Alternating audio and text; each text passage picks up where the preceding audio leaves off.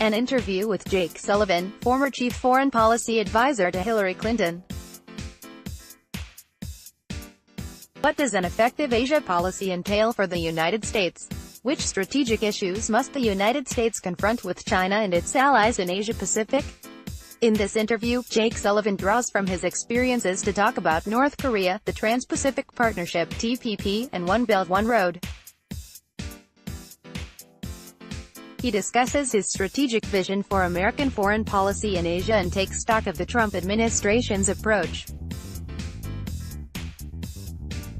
American foreign policy toward Asia was one of pivot under Clinton.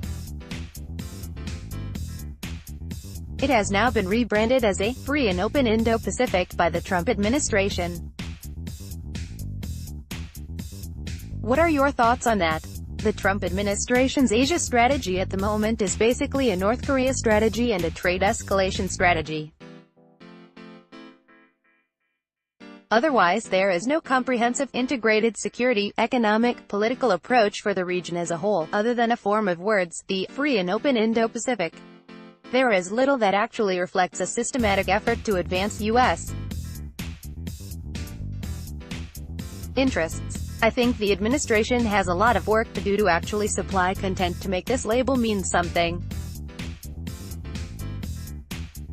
Enjoying this article? Click here to subscribe for full access. Just $5 a month. In a speech at the Lowy Institute last year, you had stated that America's Asia policy should be heavily focused on North Korea. Do you think that the United States should pay special attention to North Korea as opposed to some of the other countries in the region? The North Korean nuclear challenge is a pressing and urgent issue. It deserves paramount attention from the United States, and I give the Trump administration some credit for focusing on that issue, trying to rally the world to a pressure campaign, and now being open to diplomacy. But we have to be able to pursue a North Korea strategy while we are also pursuing a broader approach to the region as a whole.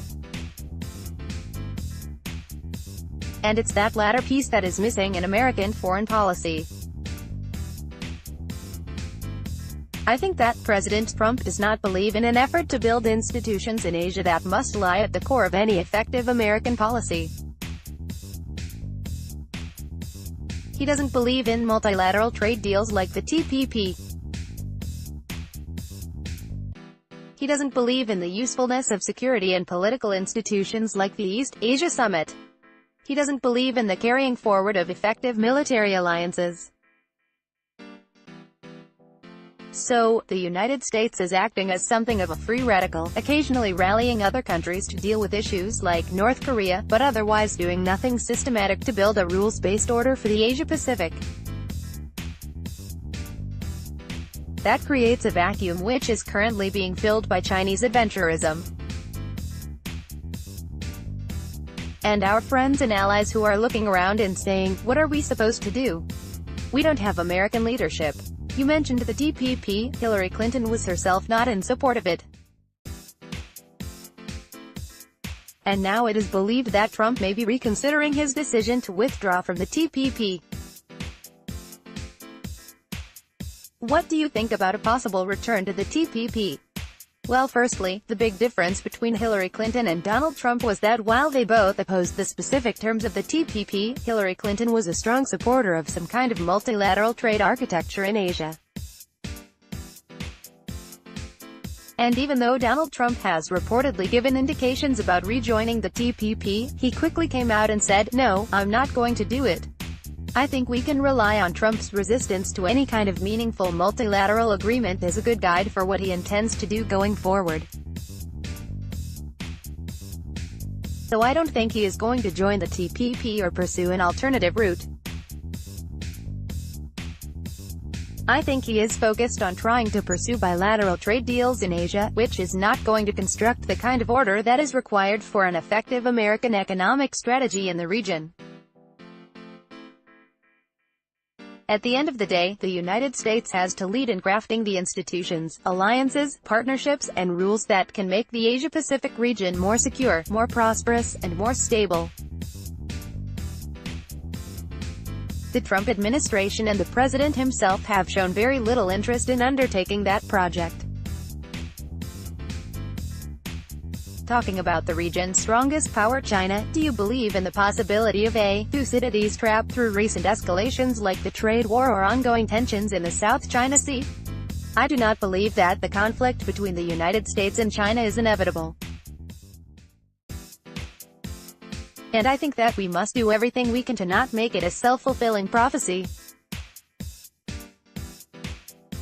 I think that a responsible stewardship of the U.S.-China relationship involves a healthy mix of cooperation on key issues where we have shared interests, and competition, particularly in the economic realm.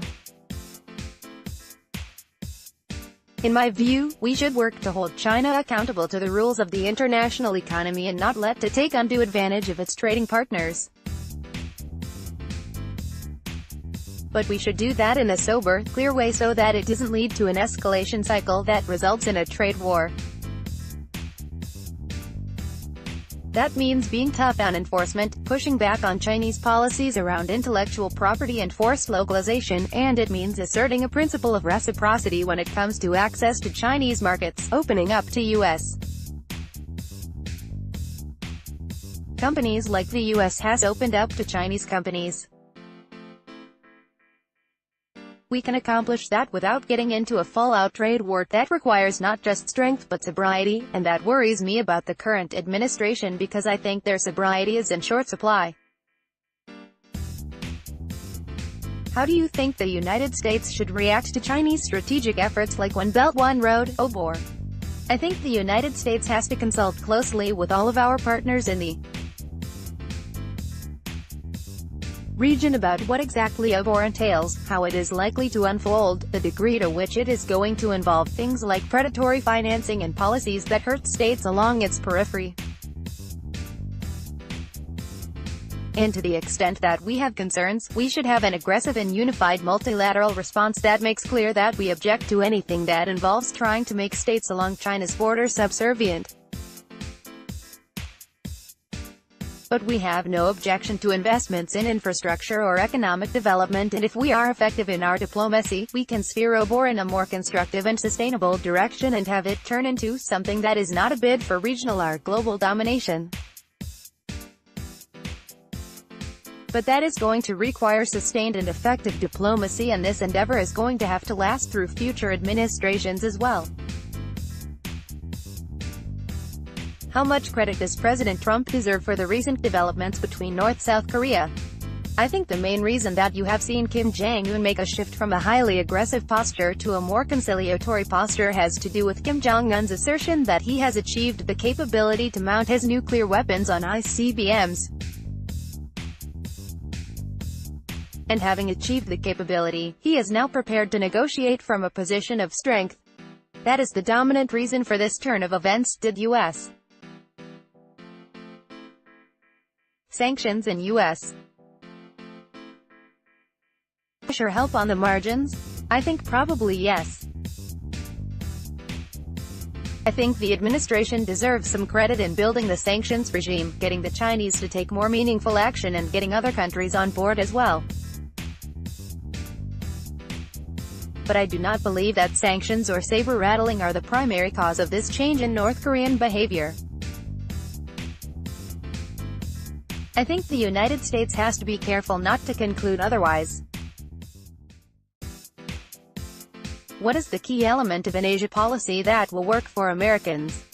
I think the American people are open to an effective multilateral trade pact that raises American wages, protects American jobs, and advances American national security. And I think that we have to pursue such a pact. I don't think TPP itself was a perfect agreement, but I think something that tries to cover similar ground while also ensuring that it puts American middle-class workers front and center has to be a crucial part of our Asia strategy. We also have to continue to work on a geographically diverse and sustainable force posture in the region to make clear that the U.S. will remain a resident power in Asia. And we have to continue to build institutions in the Asia-Pacific region like the East Asian Summit and the ASEAN Regional Forum so that they work to produce cooperation and set effective rules. On those pillars, economic, security, political, you can build an effective and sustained policy in which we work with the rest of the region to respond to China's rise in a way that directs it into a more constructive rather than destructive direction. That's how I would conceive the broad strokes of an effective American policy in Asia. And I would add one more thing, it has to be rooted in American values, because we can't abandon our basic commitment to democracy and human rights as the cornerstones of our foreign policy. It means that we have to stand for something. Finally, what avenues exist beyond government-mandated foreign policy to advance U.S. interests in Asia? The United States needs to be sending a signal at multiple levels that our policy and posture toward Asia is about more than just one person, the president. It's about bipartisan support for our alliances and partnerships in the region. Democrats and Republicans should be expressing that. It is about leaders at all levels of government, governors and mayors, who want to work with their counterparts in Asia on hard challenges like climate change and economic development. It's also about the private sector, dynamic arrangements between American businesses and their counterparts across the region. It's about non-profit organizations working to better the lives of people on both sides of the Pacific. And it's just about the basic people-to-people exchanges, education, culture and travel. I think we can strengthen the bond of trust and commitment by operating at all of these levels.